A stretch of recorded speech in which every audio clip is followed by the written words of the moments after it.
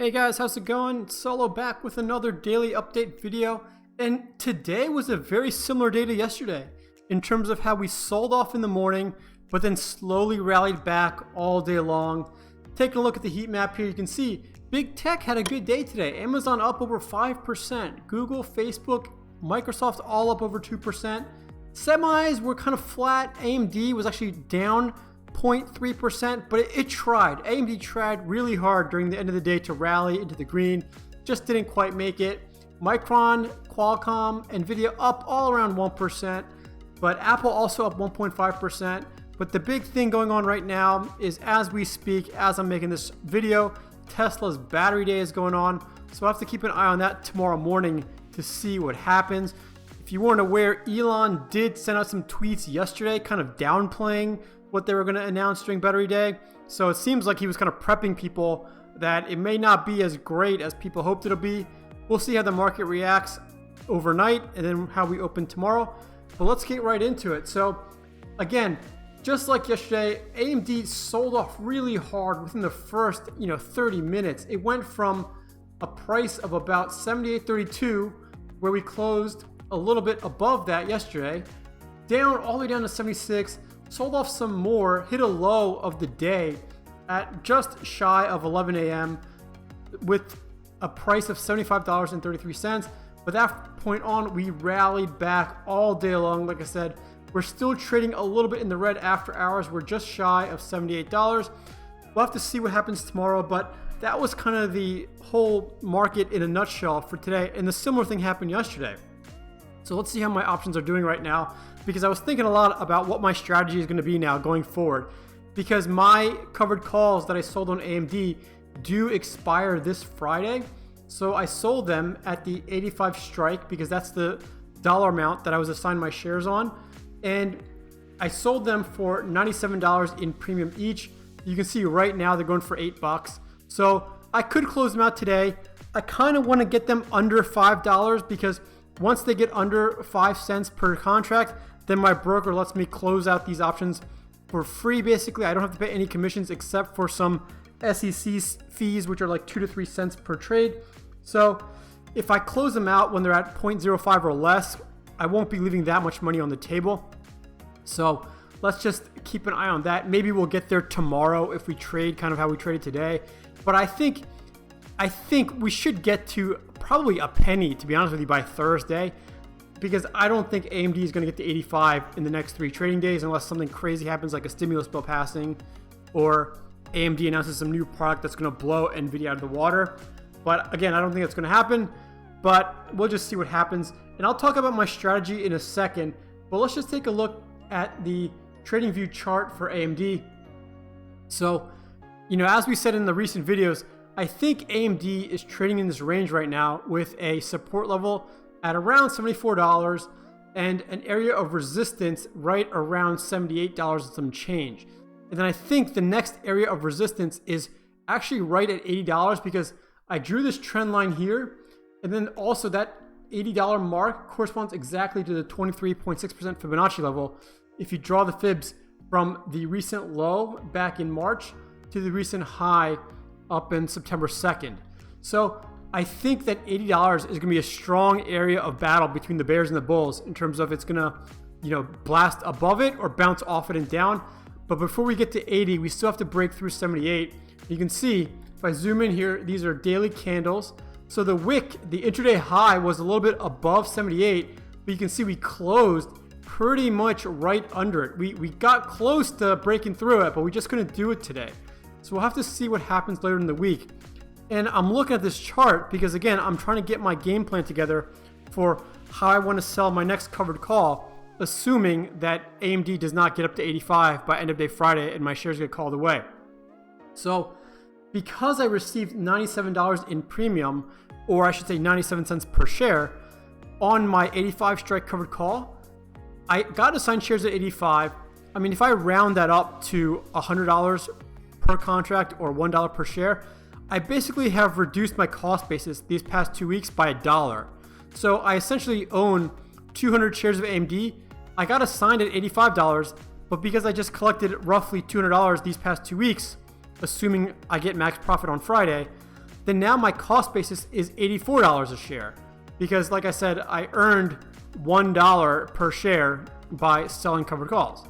So I think in order for me to collect more premium, I'm going to sell covered calls for at least $84. That way, if AMD does get to 84 or higher, then I will essentially break even, plus whatever premiums I collect by selling these 84 strike covered calls.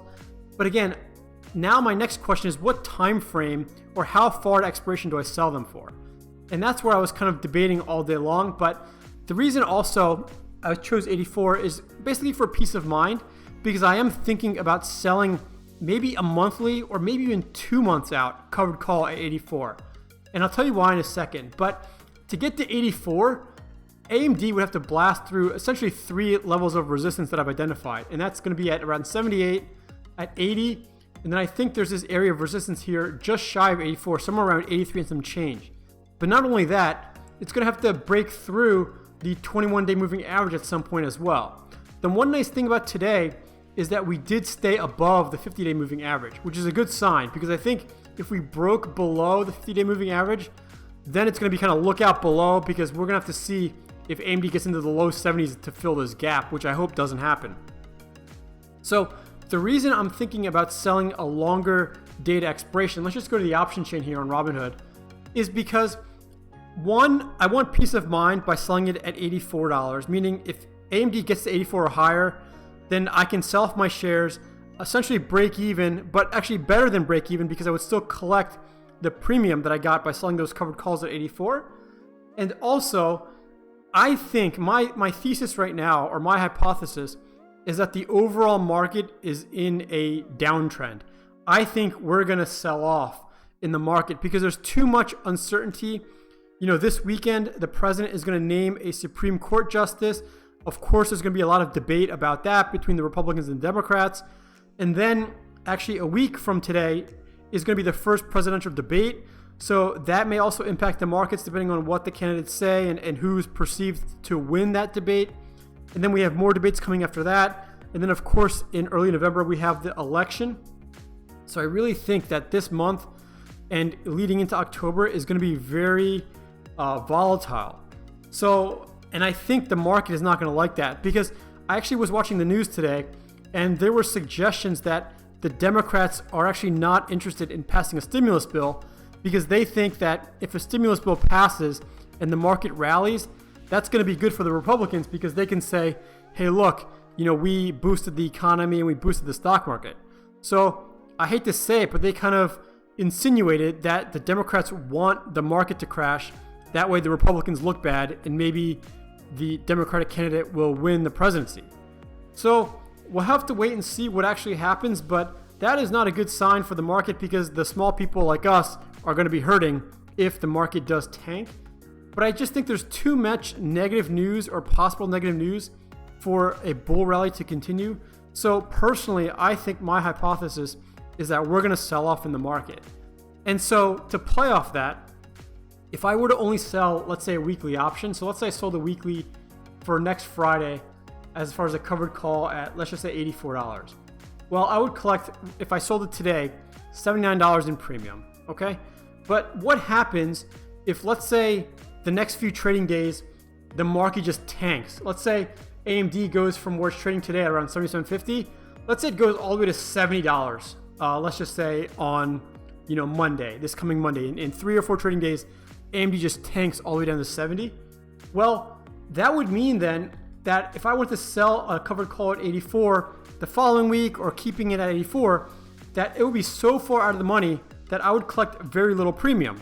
So then my only option basically would be to sell covered calls at strikes that are lower than my cost basis, which is going to be a little bit of a gamble, because then if AMD does rally past my strike, I would have my shares get called away at a loss, unless I talk about rolling them out now and trying to defend my position and manage it. And I really don't want that, because it's just a little bit of a hassle. You're going to pay more in commissions if you use certain brokers every time you open and close options trades. So I really kind of just want to set it and forget it and not have to worry about it. So what I'm thinking is, what if I were to sell an option, a covered call, that's like at least a month out. So I'm thinking something like maybe October 30th. And if I sold it at 84, which I would collect as of right now $398 in premium, which is not bad, very good, basically for a monthly option. And then let's just do a return on risk calculation just to do the math. So that would be $398 divided by essentially 8,400 in capital that's tied up. So that would be a 4.7% return on my capital in a month, right? So if I were to do that weekly divided by 4, that's about a 1.2% return on my capital every week, which is very good. So the reason I say this is because I could sell this at 84. My hypothesis is I don't think AMD is going to get to 84 in a month because I think there's going to be a lot of bad news that comes out in the market and the overall market is going to dip. And that way I could potentially collect max profit, because then even if AMD goes to, let's say AMD just plummets to $50 and 84 is so far out of the money, I've already locked in this option. So best case scenario, if you think about it that way, is let's say on Monday, in 3 trading days, something bad just happens over the weekend with AMD, and on Monday morning, AMD just drops to, let's say, $50. If I've already opened this position, then it's going to be already so far out of the money that this thing will probably be worth like a few pennies. And then I could just close it out for darn near max profit and then open another covered call that's lower than my strike, or my cost basis, I should say, and lower than my current strike at 84, and collect even more premium. So, I mean, this is all predicated on the fact that I think the market is going to sell off. You may be asking yourself, well, what is the risk here? Well, the risk is if AMD just rallies, let's say I sell this 84 call for a month out, roughly on October 30th, and let's say in the next 2 weeks or so, AMD just takes off like a rocket and goes to $120 per share, right? Well, the risk, if you want to think about it that way, is that I left money on the table, right? Because if I don't roll this out, I'm forced to sell my AMD shares at 84 when they're worth 120. So I left money on the table. I wouldn't quote unquote lose money. I would just lose the opportunity to make more money, if you want to think about it that way. So I'm really liking that strategy actually, because like I said, personally, I think the market is going to sell off, and I know some people may disagree with me. You can leave me a comment in the YouTube section below, but I really think that instead of doing weekly by weekly right now, I want to sell a 1 or maybe even a 2 month out option or covered call. If I go 2 months out, let's say go to November 20th, the 84 strike right now, actually they don't even have 84s, I could go 85. It's $505. So that's probably not that great, because if I do 505 divided by, again, 8,500 in capital, that is a return on my capital of 5.9%. And that's roughly, November 20th is going to be roughly, let's just say 8 weeks from now.